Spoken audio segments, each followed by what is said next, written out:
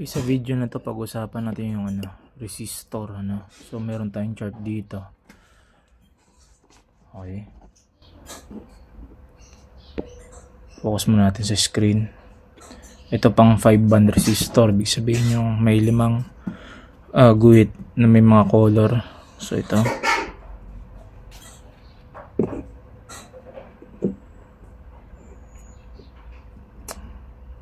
Okay. Alamin natin yung kanyang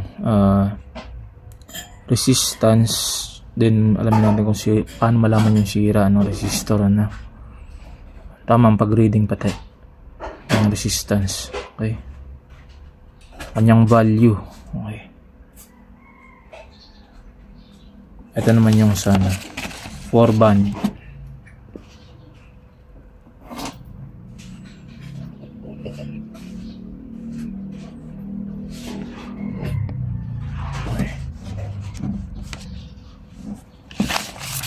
Dito, meron tayong sample. Ito, sample tayo mga resistor. Iba-iba yung mga value nito. 5 band ito. Okay.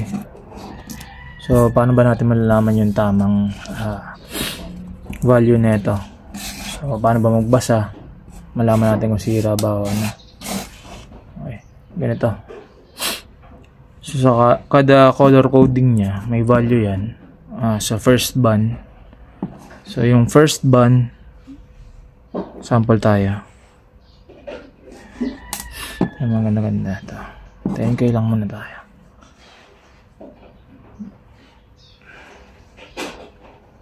Ayan. Sample tayo. So sample natin ito. Yung first band niya is brown. So dito sa chart natin, nakalagay dyan ang brown is 1. So, sulat natin sa papel 1. Second color band naman niya is black. And then yung third is black din. So ang sabi dito, yung second band niya is 0. Ito 0. Then yung third band niya is 0. So ayan siya. Then hanapin natin yung multiplier. Yung pang-apat yan yung multiplier niya. So ang multiplier niya, ang kulay is red. Ayan. Yung red, ang katumbas niyan, so ito yung multiplier natin, red times 100. Okay.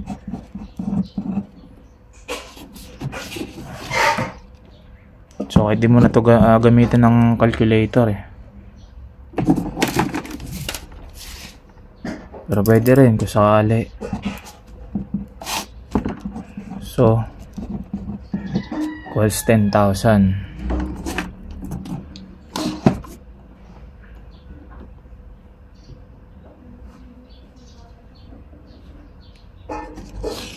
Okay.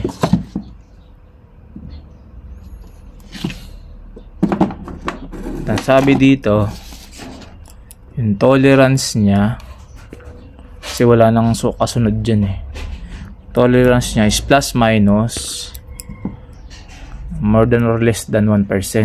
So 1%.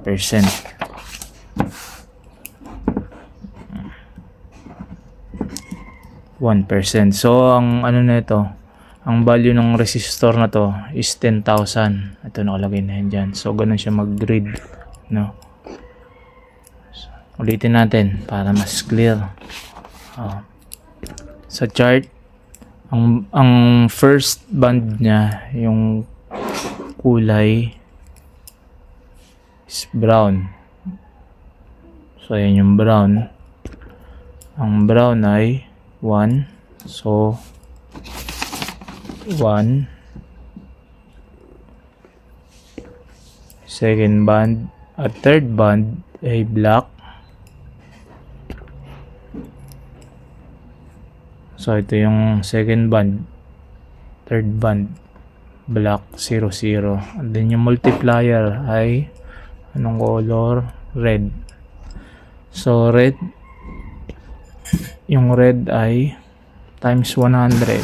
So 100 times 100, ang sagot is 10,000. At may tolerance na 1%.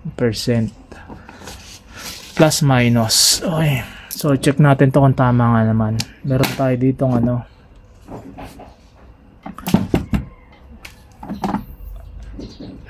digital na multimeter.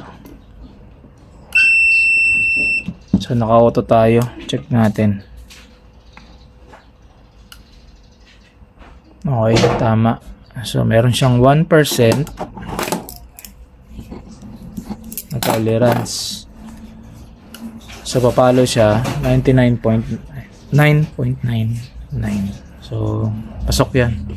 So ayos tong ating resistor. Kahit baligtad pwede yan. Kung may ganito naman kayo, okay to.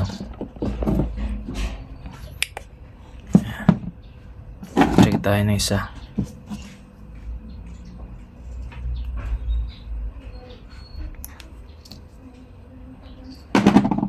Ito, nabili ko lang to online. Maganda to ito. Check natin dito kung pareho.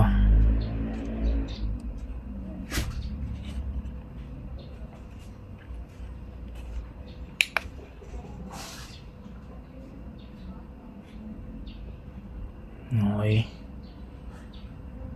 10K yung resistance niya 0.29, mataas pa nga dito, pero still close pa rin, kaya okay pa rin So okay, resistor ay sinabi niya, automatic to. Okay, so sample naman tayo ng iba.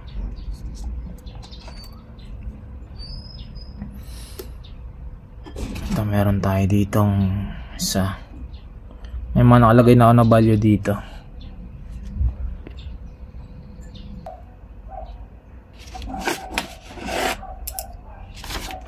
Okay. Ito, sa first band niya. Ito, red. Then yung second band niya is red din. Then black. So sa first band, ito, yung first band niya is 2. So second band niya is red pa rin, so ang value is 2 rin.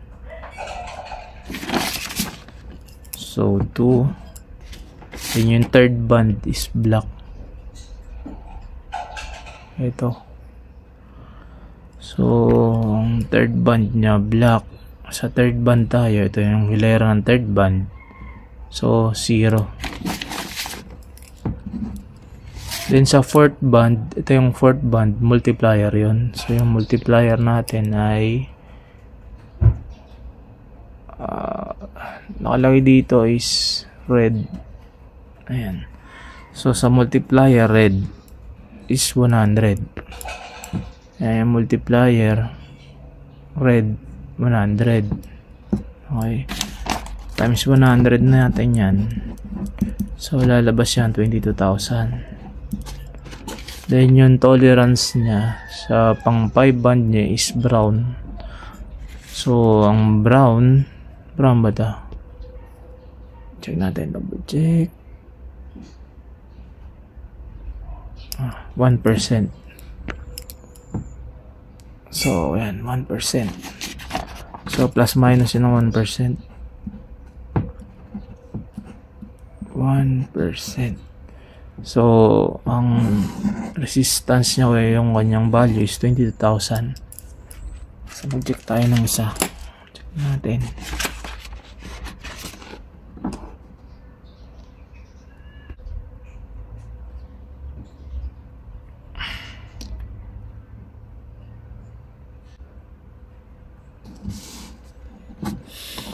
So ang sabi dun sa natin,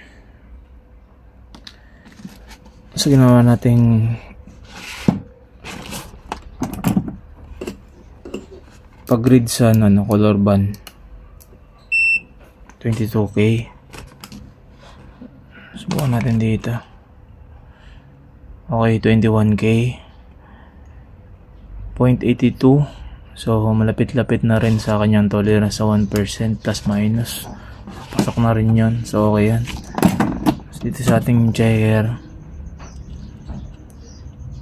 tester, multifunctional tester natin, sabi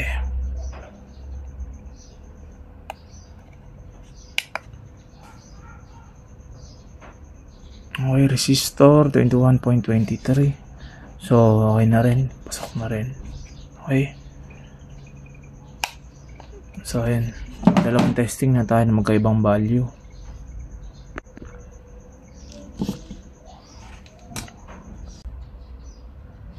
Ito medyo ano to, iba naman dahil okay, check natin to.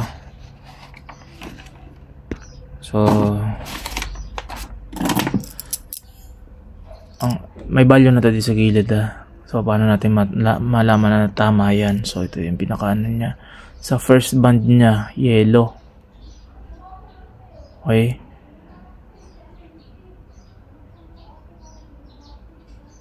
yellow.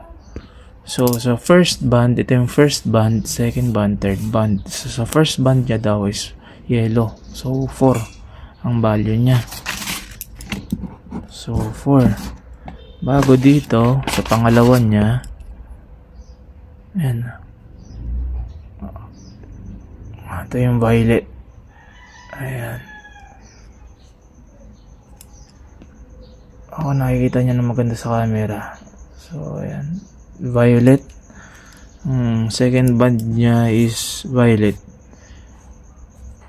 Itong second band, so violet 7. So 7. Ang third band niya ay black. Okay, para lang to black. So yung third band daw niya is black. So third band black. So ayan. Then hanapin natin yung multiplier. Ano yung multiplier niya?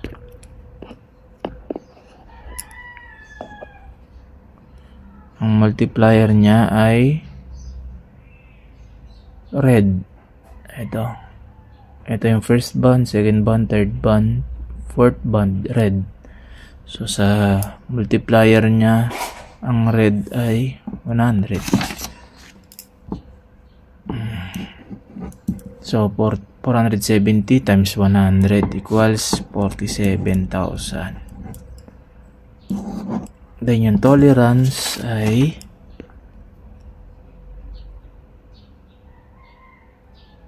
brown uli. Ito yung pinaka last band niya. So yung brown ay 1%. So 1% plus minus 1%. Okay, check natin kung tama.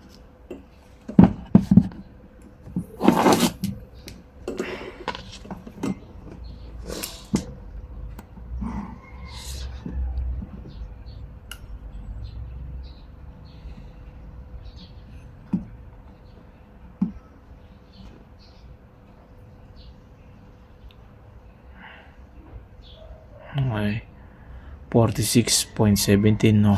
Basta malapit-lapit dun sa pinaka nakuha nating value, pwede yan. Okay yan.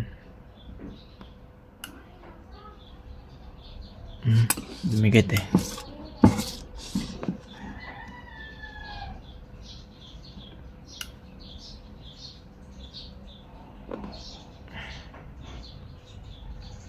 Ayan. So malapit na sa 47k. Yung iba nagkadikit kaya nag-iba yung reading kanina.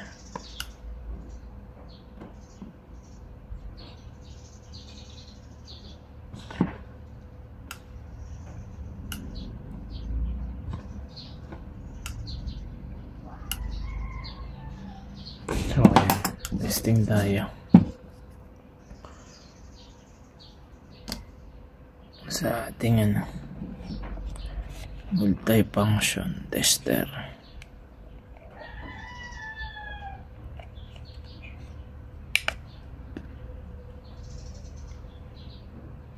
Okay, 47K. So, ayan. Ganun lang kadali. So, testing tayo ng ng 4 band naman. 4 band naman yung testingin natin. Ito, kuha tayo ng sample dito sa natin. So, may na katanggal to eh. Kasi pag nakadikit, nag-iiba yung reading niya. Wait lang.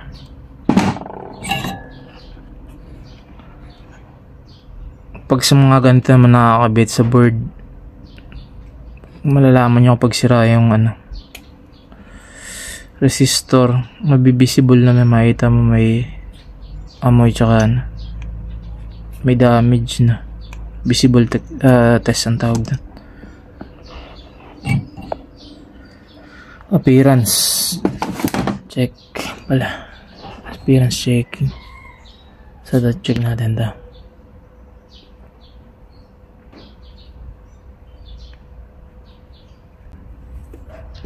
Natin sa screen. 4-band resistor color chart. Okay. So ito, check natin yung reading na ito.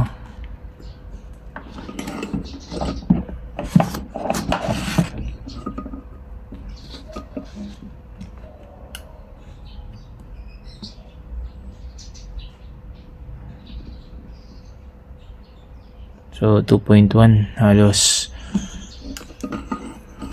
So check natin manual sa kanyang color code. Ang first band niya ay red, then red ang second band, ang third band is green, then yung last band niya, yung tolerance niya, ito yung multiplier, yung green, then last is gold. So, ang sabi dito, ito. Sa first band, so ito ulit. Ito yung first band. Ito yung second band. Ito yung multiplier. Ito yung tolerance niya. Ito yung mga color. So, sabi niya dito, ang una daw ay red, then red. Based dito sa actual na resistor.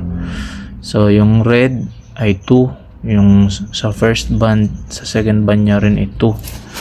So, 2, 2. And then yung multiplier niya is green. Ito yung green dito. So yung green niya is 100,000 times 100,000 equals 2 times 100, 1, 2, 3 equals 2.2. Yan yung doon niya, resistance niya. So 2.2. Ang tolerance niya ay gold, di ba yung kanina is gold, so ayan 5%. So 2.2 plus minus yan 5%. Dito 5%. So, ang value nito is 2.2. Ayan. Yung niread natin kanina dito, ang lumabas is 2.1.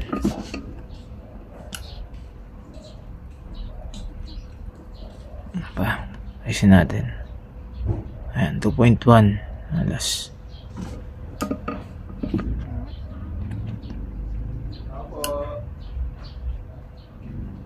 So, yan. Ganun lang mag-test ng ng resistor,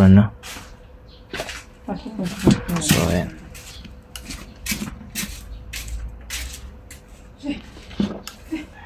So, kung may natutunan kayo, so, follow nyo yung page ko.